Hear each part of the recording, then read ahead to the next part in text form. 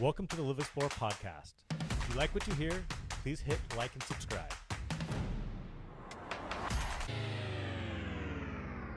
Hi, welcome to a really fun episode today. We are kind of merging forces with multiple podcasts here today, which is really exciting. And we have a fabulous guest, Dominic Dotto. So I am Amy Ehlers. I'm here to introduce Dominic today. The Dotto Company has become a beacon of exceptional quality service in Marin County. Founded by Dominic Dotto, the company has evolved into one of the most respected and sought-after firms in custom home building within the North Bay area. Known for its highly personalized and bespoke approach, the Dotto Company excels in fostering strong client relationships and delivering exceptional craftsmanship. Dominic's commitment to innovation and client satisfaction ensures that every project is a seamless and enjoyable experience from start to finish. Dotto Construction emphasizes on net zero sustainable home building and creates a foundational relationship between the client, architect, designer, and builder. And with that, welcome, Dominic. Thank you. That was really nice to introduce me. And that pretty much sums up everything. Yep, it's done. No, I'm not going to. So Wonderful. Well, thanks for having me. I'm yeah, excited. Thank you so much for to telling me. talk to all you about the process, what it's like out there, what we're seeing, how these projects are going, and just overall, construction and real estate. Yep. Yeah, no, let's jump into it. I'm Sean Payne, by the way. I'm Isaiah Chas. And we met you, a few weeks ago, kind of got connected through a referral that way. Yeah. And kind of started, you told us about your product and what you want to do up here, that you're originally from Marin and that you recently moved up here to the Petaluma area, and you want to bring your kind of vision of what you want to build here up here that way. So kind of let's jump into it, your background. Like, tell us, how this happened, how'd you get to this point?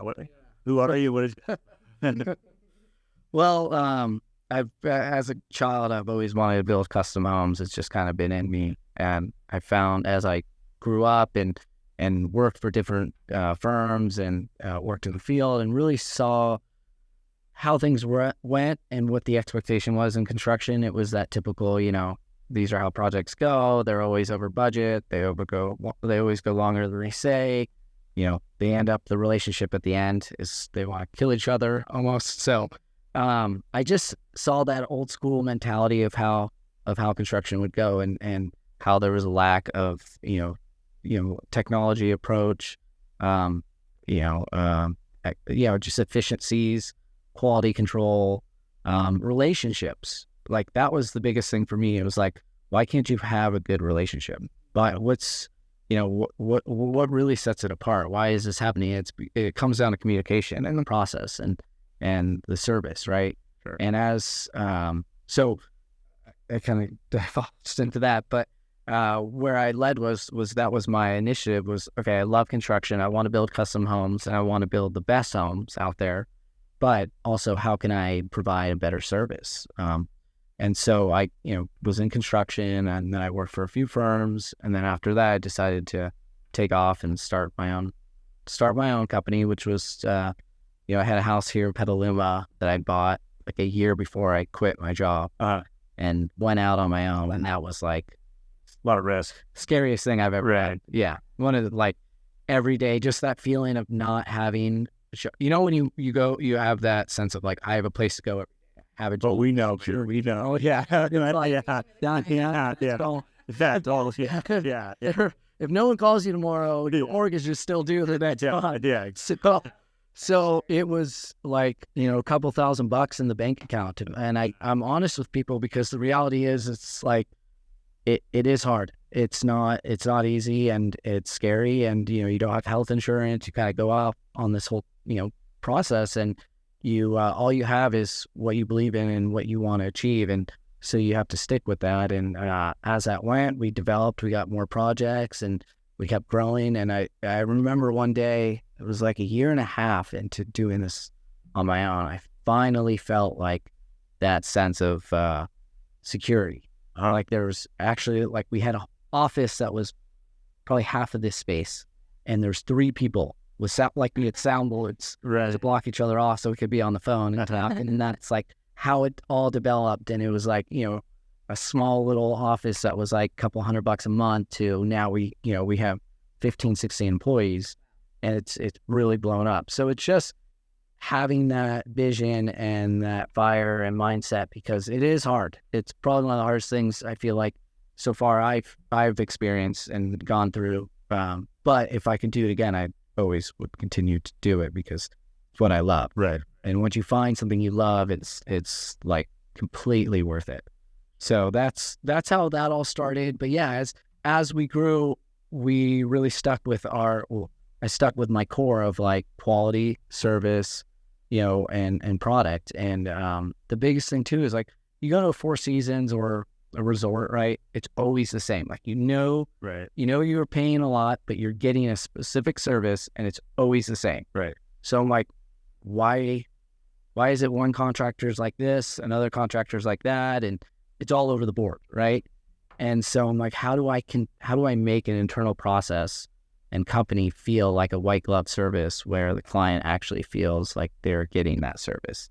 And it took years and years to develop and learn, and you kind of take whatever jobs you can, and as you grow, you really can start achieving the direction you want to go. And for us, it's not about all projects that go out to bid, right? So like the owner and architect will spend a lot of time together designing a house, and they won't get a contractor involved until after. And now it goes, you've spent the time to, with the architect, drawing the whole thing. You get a whole permit set together, you send it to the city, and what really happens is then they go back, okay, we'll send this out to bid to 6 contractors, right? So now you realized, oh shoot, the numbers are coming back and we can't afford this. Right. Well, let's take the lowest bid. Let's scrape the finishes. Right. And then what happens, you take the lowest bid, they get in the door, they change order you, you're back to square one. So the biggest philosophy for us is we do pre-con. So we work with the architects and designers. We get brought in and beginning development of the schematic, and we help steer the project. So like, okay, you're at $1,200 a square foot. Oh, well, I want to get down to 9. Right. Okay, well, we have to cut some stuff back, and we should reduce square footage. And now's the time, because you haven't spent the architect, engineer, civil, all the calculations. You're not cutting corners. You're just changing the... You change, and you still get because everyone goes there for aesthetic, right? Right. You don't design a house to be like, oh, I want this big house, but I want the shittiest finishes. Right. Or just the crappiest stuff, right? So you really start with like, I have this look of this office or rooms that I want, and then so you're able to achieve that, but maybe you just reduce the square footage. Maybe offset some structural stuff that, you can't have that whole glass wall, but let's divide it up a little bit, and we're able to save you some money. So that process has been super helpful. So that's kind of our philosophy, and versus, trying to just get the cheapest right at the door, because also the relationship, it all comes back to that. So how do you have a good relationship? You're transparent from the beginning.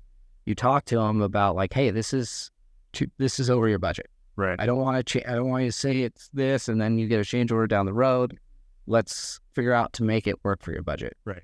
And even then, we'll take our client's budget, say it's $2-3 million, and then we go, okay, well, let's take 10% out of that, so there's a fluff, and then let's get to that number. Mm-hmm. And it's always like this mysterious, oh, I don't want to tell the contractor my number because he's just going to Right. And you're like, and I've told clients like, I don't care. I just want to tell you if you're wasting your time or not. Right. Because if you're like, oh yeah, $500 a square foot, I'm just going to tell you, no, Sure. we're not the firm for you. There might be other people out there, but this is the process and the service. And so it's been going the way we want it. And I think we find that every project, we have a really good relationship with the client.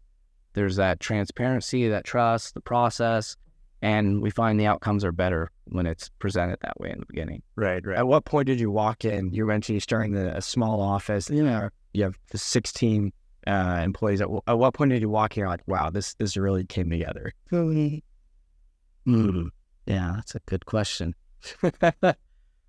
Probably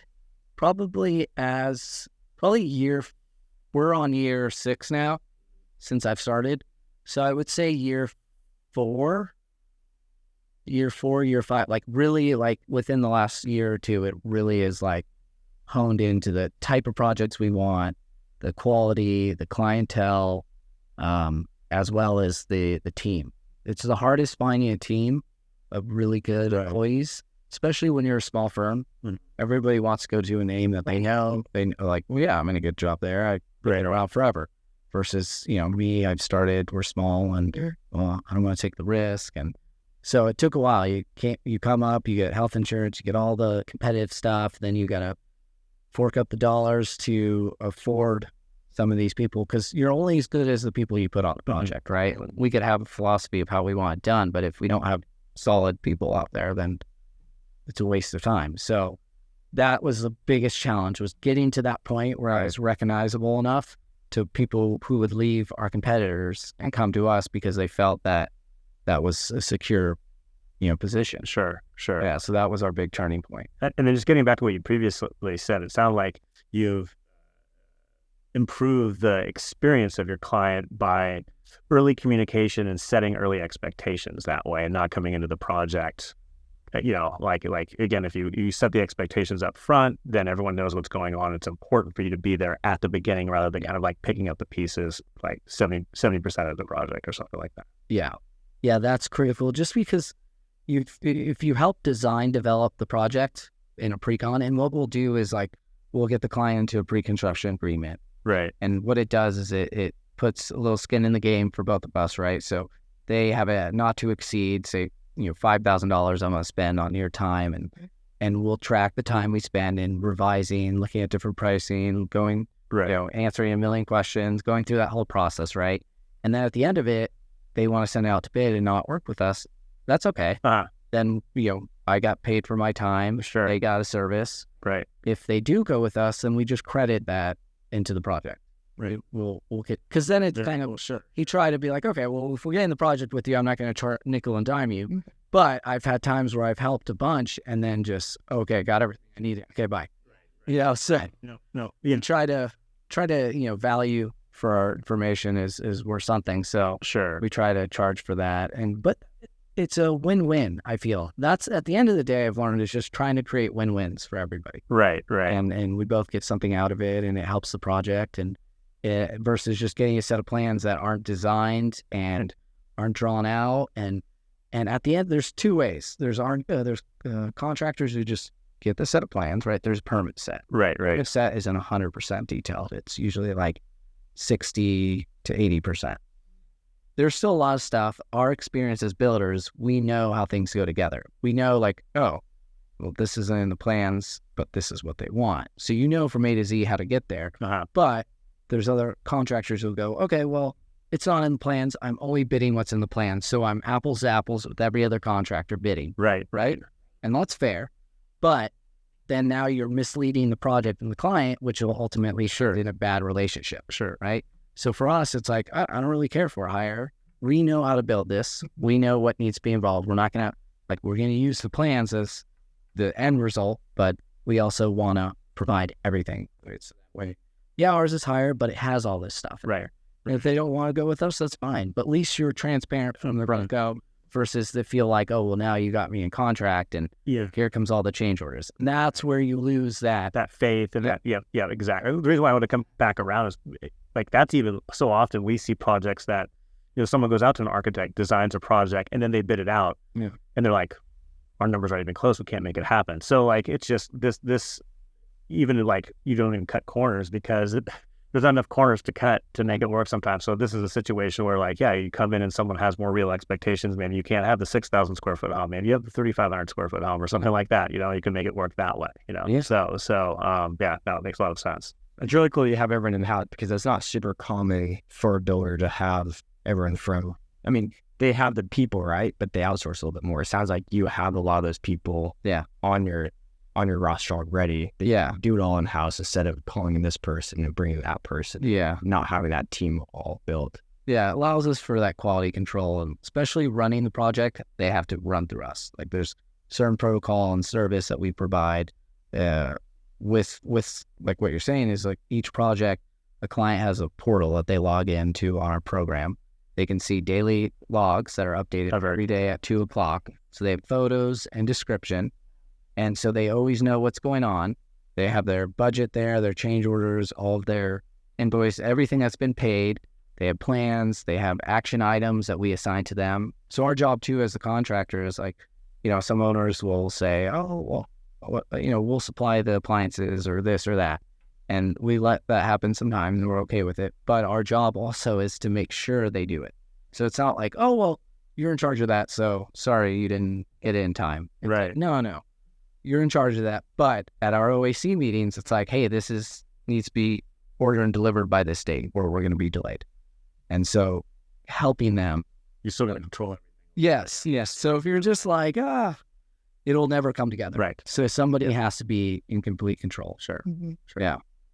I really admire that you're able to kind of handle like both sides. You've got the skill set for being able to build and all of that, but you've also got the relationships. Those are totally different skills. And I love that you've been able to combine them with your company. I think that definitely sets you apart. Can you walk us a little bit through the design process when you sit down with clients? Yeah. So they'll come in. How it usually works is sometimes we'll have a client call us out of the blue and we're like, well, we appreciate the call, but we put the cart before the horse in that sense. So let's connect you with an architect that we feel is fit for this project. We'll defer them to the architect is one way. Another way is through the architect or designer. We'll sit down with the client. We'll go through, what my biggest question, because we'll do interviews. So what happens is the architect will say, here's 3 contractors I really like working with, and I think are a good fit for your project. So why don't you interview with these 3? Tell us which one you want to do pre-con and start working with on just the budget side, and then we'll go from there. So we'll interview, and that's, they'll ask us our process and how we do such things. And I always like to know what their expectations are, right? So some clients have had bad experiences. Right. So, I just like to understand, like, okay, I know how we run our jobs and how we're supposed to do it, but what are you looking for from us? Like, what is it more communication? Is it, okay, I only need an email once a week with a recap? Other than that, don't bug me.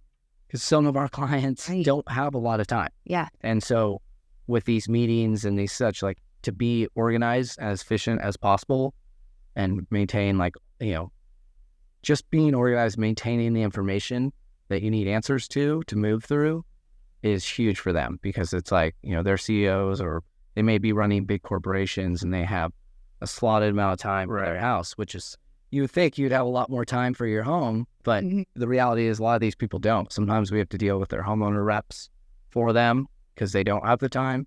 So it's just making sure you're being efficient, you're being communicative, and getting to the point. And so, but yeah, I would say a lot of our clients or prospective clients and such, when they come in, it's just understanding what they're looking for and making sure we're a right fit, because we found that some clients are like, look, I just need it done for cheap.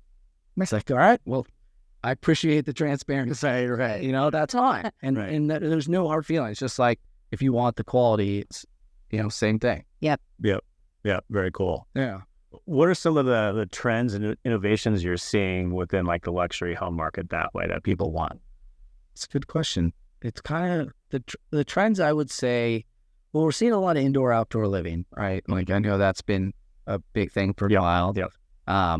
But more of like that curated experience. Like, what do you have that sets yours apart that's different than other homes? For some, it's just they want specific features of appliances, electronics, home automation, blinds, shades, Lutron systems for lighting controls that set moods and things like that. That's a big thing we see.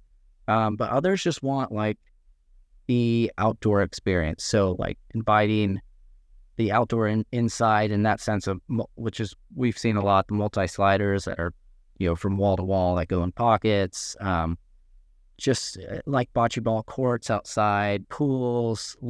Pools have been making a big comeback, I feel like, in the past 5 years or so. Right. More people are doing pools, Baja shelves for their kids to hang out on.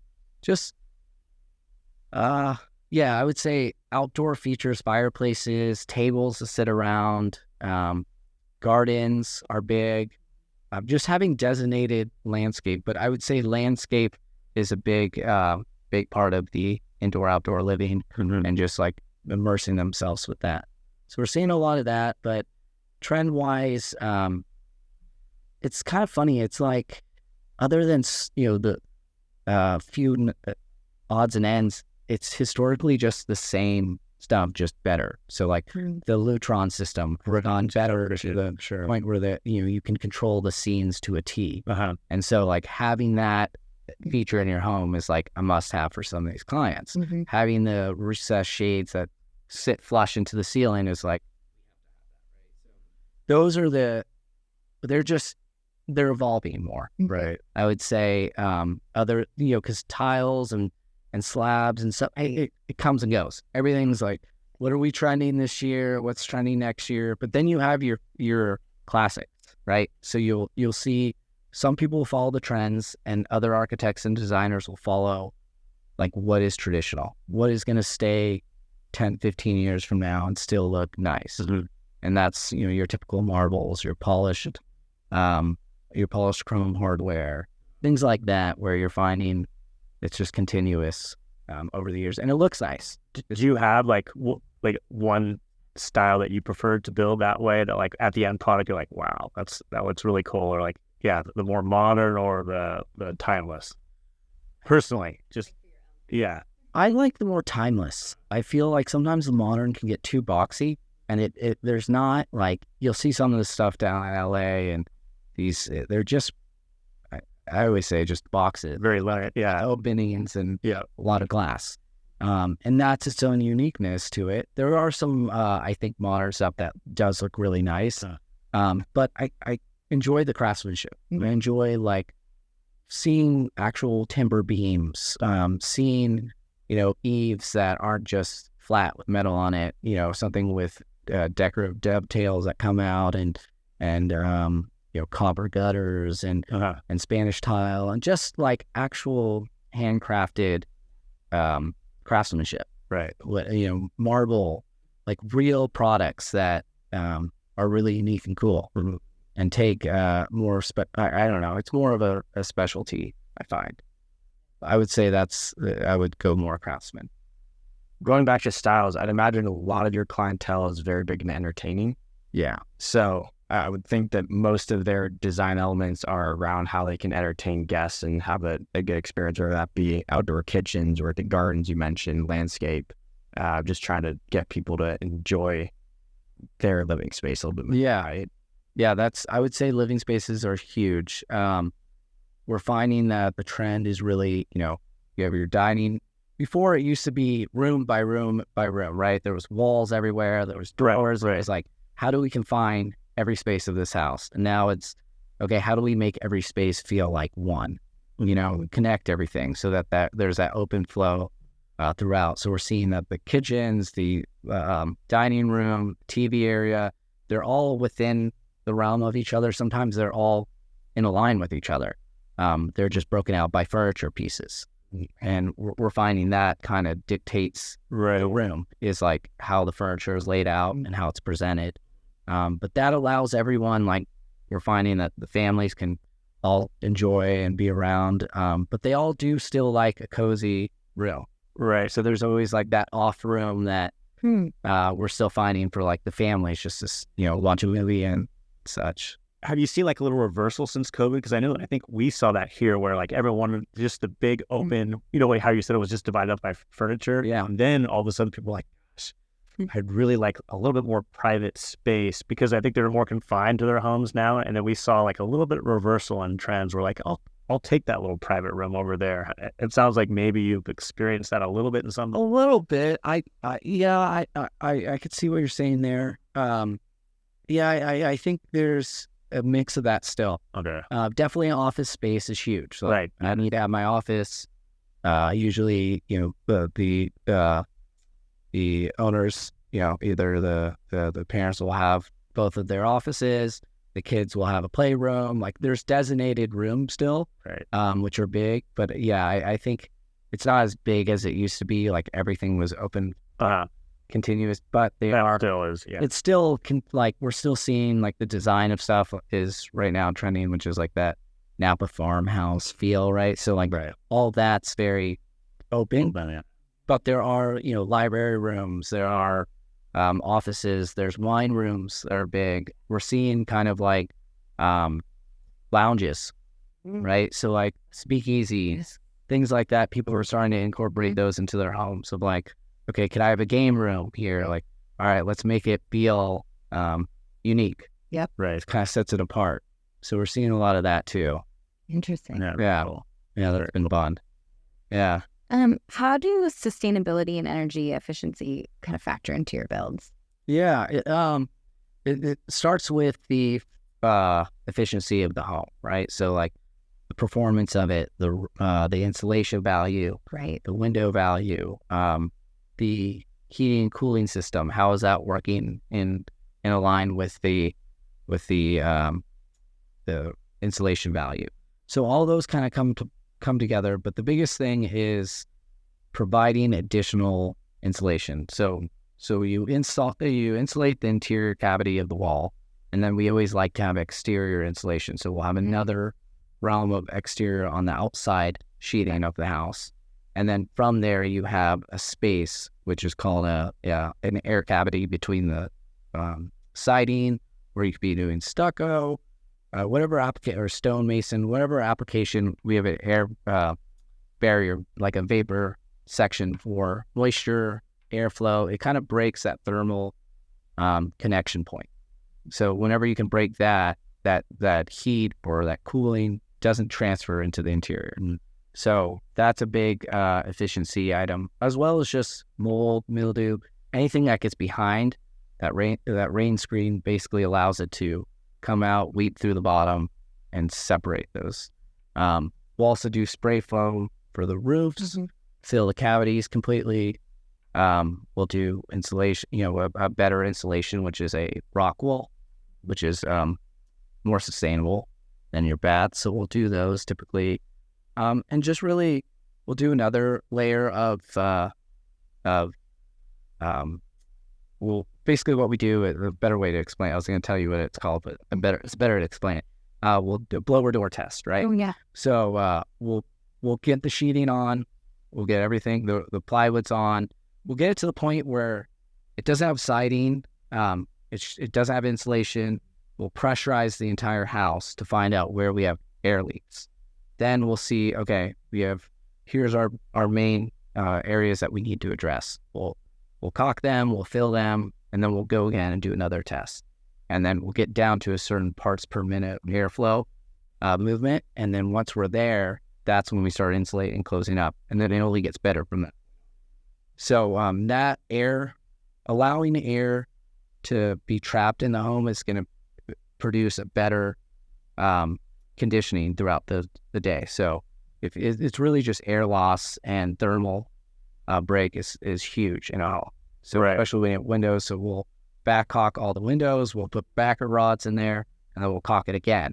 So then even though, because your window opening is always bigger than your window, so it goes in, so you always have that gap there. So instead of just filling it with trim, we put a backer rod in there, we caulk it, we close that off, we caulk all our sills that sit down on the ground, on the concrete, because that's any point where we can find entryway of air that can seep in makes an impact on the efficiency of the house. Sure. So this is doing stuff like that. Blower door test is huge.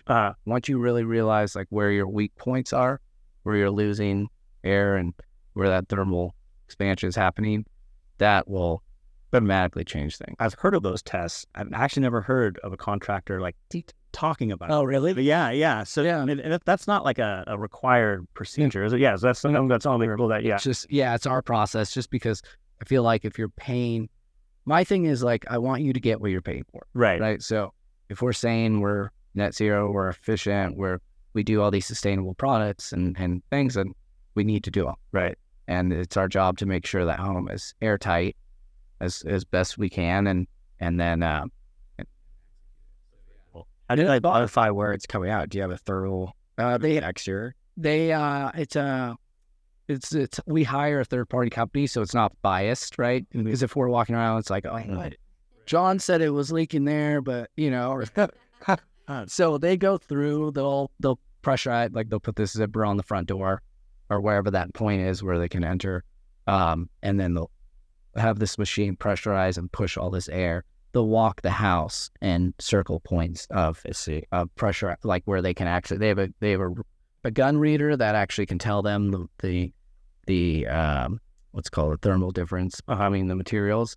And then they also just do a visual check where they can feel the air coming through. Very cool. And yeah, so that's fun. It's clients love it. Right. It's just, it feels like another step that's part of the quality process. Yeah, definitely. You know? Yeah. I mean, yeah, I can see, like, I'm a nerd. I've read, multiple papers on the thermal efficiency of homes. So I kind of like understand where heat escape and things like that. And that's why I've never actually heard someone do this test. I've heard about these tests. So that's so cool that way.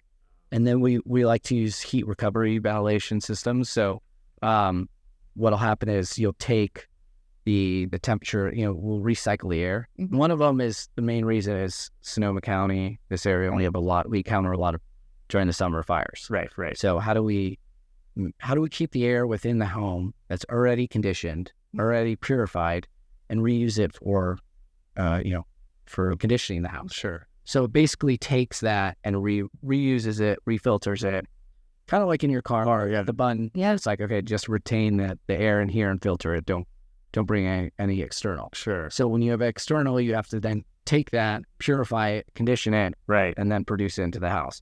So when your HRV system, you're taking it within, repurifying it, reconditioning it, and usually it's at the temperature that's pretty similar to what is in the home. Right. So it's less energy being used. Mm-hmm. Very cool. So those are unique systems. Right. Why aren't guys using more often? Expensive. Yeah. So that's where the difference is. Like if and I hate to say the reality is, like, clients, if there's a budget situation, it's like, well, I'd rather reduce the HVAC than take out the model slab. But the model slab can always be changed out later. It's it's like on the car, like tires, right? Right. Like the motor, the interior, like the main components. You want to spend the money there, and some people don't see the value, right? But others do, and it makes it a lot more fun. Like we did this one house in Santa Rosa. This architect Alex Batzier, he's really into. He's out of Berkeley. He's really into sustainability and structures, and that was a lot of fun. That project. It was one of our hardest projects, and we learned a lot because it's. A lot of contractors didn't want to do it because of the complexity and the fact that it's stuff that we don't typically do. But for us, it's like, great, we can learn something new. Right. And it's sustainable, which is cool. So one of it was instead of forced heating and air there, they did hydronic heating, which we're all used to, the floor tubes that produce heat. But then there's Masana has a system. It's called a hydronic ceiling tile system. So it runs water through the tubes in the ceiling, and that conditions the house. It's got dew point sensors throughout, so we can really nerve it. Yeah, right. Yeah. They're like, what are our team's like, what are these? What are we installing? I'm like, I have no idea. But we're going to learn, and like, how do we install them? Yeah. Nuts. Yeah. And that's where it's like a lot of contractors are like, yeah, no, we're not going to do that. Yeah. And I'm like, well, this is the future. Right. How are we going to adapt and change and get better as a contractor if we don't take these challenges? And that's all I've ever done is take risk and learn and that's how we'll get better. So we did that, and it was hard, but it came out amazing, and the client loves it. What do the tiles look like? They're like a metal panel, a 4x6 metal panel with styrofoam in it, and then a plastic tube that kind of routes back and forth. It's flush with it, and then you have to frame the ceiling a certain way. Frame the ceiling, and then you almost have to do like a drop ceiling to accept these panels so they attach on a layout grid. Is that what they get? No, it just looks like a regular ceiling. So you frame the ceiling higher. You have to design, and that's where it's like you couldn't go into a regular home and add it in. So that's where this starts with, like, designing the house the right way. You can account for that. You can account for because you have to do a schematic of laying the whole thing out, how it works, the zoning. You have to have dew point sensors. You kind of go through that whole process, and then you have a whole mechanical room. And a lot of these homes have mechanical rooms. Right. Yeah. These systems, and so everything's updated there. But the efficiency is great. Client loves it. It's not like constant cold air blowing in one section and you have a different temperature in the other. It's pretty consistent throughout, and there's only like void air anywhere. Just the purification. So that just because eventually the air gets stale. Yeah. So you want a purification system, and that's what she'll use. And that helps her because she is asthma. So being up there in Sonoma really affects. For sure. So this is a great system, and I loved it. So I always want clients to use it, but it's, for example, HVAC system's $100,000. This is $200,000. So you spend a lot more, but in the long run, you get your money's worth because of the efficiency. Sure. But it's a big dollar price tag. Right. Yeah. And so, so that was fun. That was very unique. And so we're always interested in those type of projects. Can it cool a house down as quick as a forced air? It's a little different. So like if you went into it and it was like passive system. Yes, it's kind of like with Radiant. Like it takes a minute, right? But it's consistent through the whole house, and it feels a lot different. So it's like it's not like it's cold in here, but then I walked over there, it was a little warmer. It's like it's consistent throughout. Yeah, it's really nice. Are there any other builder or features that you see are going to change in the future, whether that be, you see people building with 3D printers, concrete now. Is there anything technology-wise like that type of heat system that you see coming down the road or that you've started to work with that you didn't see 10 years ago? You guys are a custom builder. You're always going to be doing this stick frame. Yeah, and it's kind of, it's crazy that we still do that. I think that there's a company I follow and I want to do more work with. They're Bone Structures, Bone, and they were based out of Canada. And they really inspired me because they went to all metal framed homes. They're custom homes. So you design them with them, and everything's like they come in, it's all pre-cut and assembled and shipped to you, and literally you just put together with. Sound like the construction. Yeah, exactly. Yeah. But the best part is, like, for example, they integrate the HVAC system into the design of it. So it's kind of the same way, like what you're saying with the 3D modeling, right? And printing. They're basically doing that in digital format and then shipping it out. So then when it comes in, all the beams that the HVAC's supposed to run through ducting already has cutouts. So you're not having to go back to the engineer saying, we got to cut this beam or head this or change this and engineer and make sure we don't compromise anything. Like it's already engineered with it in. So the flowways are there, chases, everything. Oh, that's really And then you just put it together and it's a lot more efficient. Yeah, and like I said, I know so much of the world does, prefabs offsite than is it onsite that way. And that part I feel like could grow within the custom home building because you are still custom building it. It's just the parts are coming with tight. So I feel like the wood is still so old school and it hasn't changed much. Right. And the big thing I worry about with construction as we grow is the one thing, like right now we're meetings with schools and such, talk to kids to try to get them into trades. The issue is we're seeing within this for years, the biggest thing that's going to happen with construction is we don't have the supply anymore. Mm-hmm. It's, if you look at anyone's kids, their parents, and you can see it in the generation above them. It's like none of the parents are in the collar trade. Right. So then what do you think? They're going to follow what their parents are doing. And so eventually you get to a point where you don't have qualified, you have bodies, but you don't have qualified people who know how to build to that level. And it's not just like, frame this. It's like very involved. Mm-hmm. And the type of structural drawings, architectural drawings, like those are just hard to find people who know how to read them in the first place, let alone look through that and figure out how these components go together in the real world. Because not always as it's drawn, it will always work. So that's always a 10% factor of like, okay, how do we actually make this in the field? And then that's where we come in with our expertise. So we find that like this, and it's costing us, like it costs me a lot of money to get a superintendent who knows what he's doing and to run your project. So what happens is it gets passed on to the consumer. And so we talk to clients all the time. And they're like, I saw lumber prices are coming down. I saw, inflation's getting better. Like, during the whole COVID time, right? Yeah. Everything kind of jacked up, and it did come back down. But I said, the labor will never come down. And if you wait another couple of years, I'm going to have to raise my labor prices, just continue with the market. Right. And until we can get kids into trade schools and people taught and brought back up, it's same with cars, maintenance, anything. It's just that blue collar work is now becoming expensive. Right. Very expensive. It is. Electrician, plumbers, I mean, they're over $200 an hour. Right. And that's insane. Mm-hmm. So that's, I think, the biggest driving force is like, yeah, we can digitalize stuff, which I think will help. Even just the field, like they all have iPads. Everything's on a platform for them to look at. Right. We're looking at trying to hire this robot to come and draw out our house plan. So we don't have to lay it out and don't screw it up, right? So you can literally 3D print all the walls drawn out with the openings, the sizes, the window size.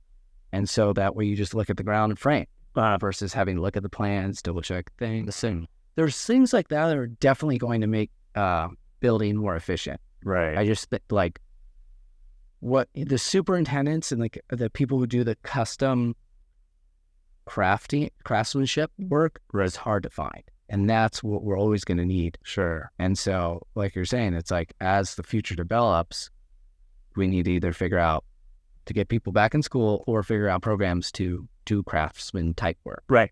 Yeah, definitely. And, because at the end of the day, it's hard to find a robot to like go to a $10 million house from the ground up and be like, okay, this, you do that. It's like somebody needs to do that. And if you're not experienced or qualified, it's like, who's going to do that? Yep. Yeah, no, definitely. I mean, I think that's like our industry as well is like, technology's coming in and replacing some of our tasks, but like there's certain things that you're still going to need someone to like oversee and make sure that like, it can't be automated or a robot can't do as of right now. It doesn't look like in the future that way. Yeah.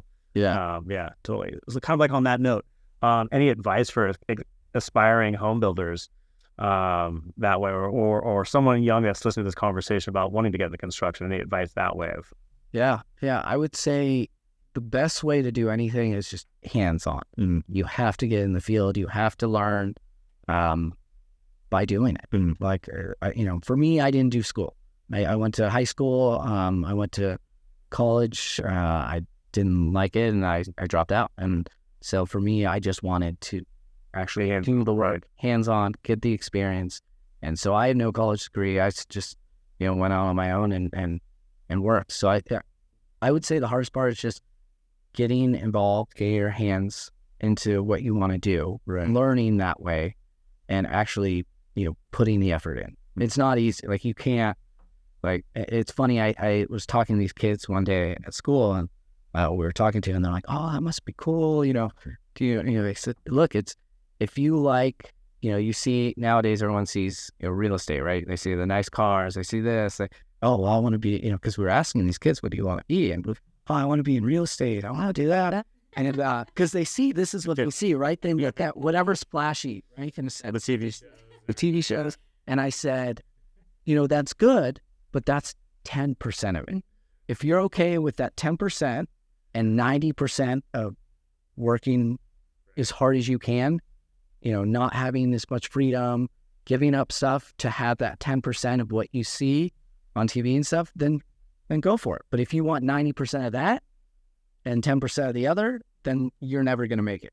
So it's reality of just getting involved and having that drive. And if you don't have the drive, that's fine.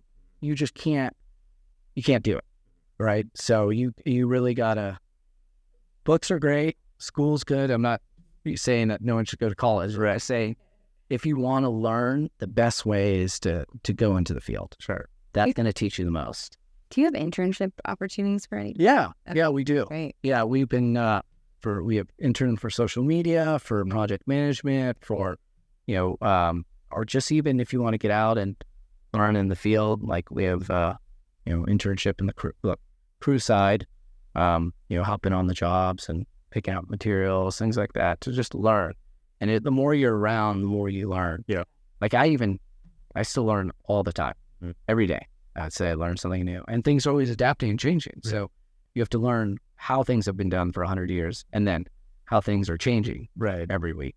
So I would say just get out there and care about what you do and give effort and communication, but also customer service. At the end of the day, I don't know, you guys have probably seen this too. It's like, if you just provide good customer service, it's crazy what that will do. Like it's that easy. Like just treat the clients the way you would want to be treated or expect service. Right. And then you'll stand out. So that for sure is. Yeah. I mean, I think that's the hardest thing that the robot can't replace, right? So is human interaction, human connection, human touch. Yeah. Yeah. And that's where you gotta really separate yourself. Yep. Yeah. Oh, very cool. You know, anything that we haven't touched on that you would like to bring up that way? So it's been a great podcast, super informative. Very, yeah. So good. I'm glad. No, it's fun. Really, it's just I feel like we've covered everything, and the biggest thing for me that I always go back to is just customer service, transparency. Just being honest and human with your clients. Like, we make mistakes and we own it and we tell the client and I think they respect that. So the biggest thing is like, nobody's perfect. Own your mistakes, learn from your mistakes and be transparent and just keep improving. And people respect that. Right. Versus just, it's, pointing fingers, blaming other people, diverting any liability. It's just, red flags. We still see it all the time in the fields. Yeah. It's frustrating because at the end of the day, it needs to be a win-win situation. Everyone needs to be involved and take responsibility and ownership and do the right thing. And sometimes that gets muddied up with, profit or the outcome of the project. So that'd be a big thing. How can someone get a hold of you if they want to start the process or they're just curious about anything we've talked about? They can call our office or they can email me, which is Dominic@DottoCO.com. But yeah, either that or info@DottoCO.com or our office line. And we were happy to chat and talk about their project. And we try to steer them in the right decision. So, whether they come to us and say, we've turned down jobs where we've recommended people who might be a better fit. We always like to find what's the best fit for the client, not what's the best fit for us, for sure. So we'll, whether it's device, we even, even architects, designers, like they'll call us and say, hey, I got this project.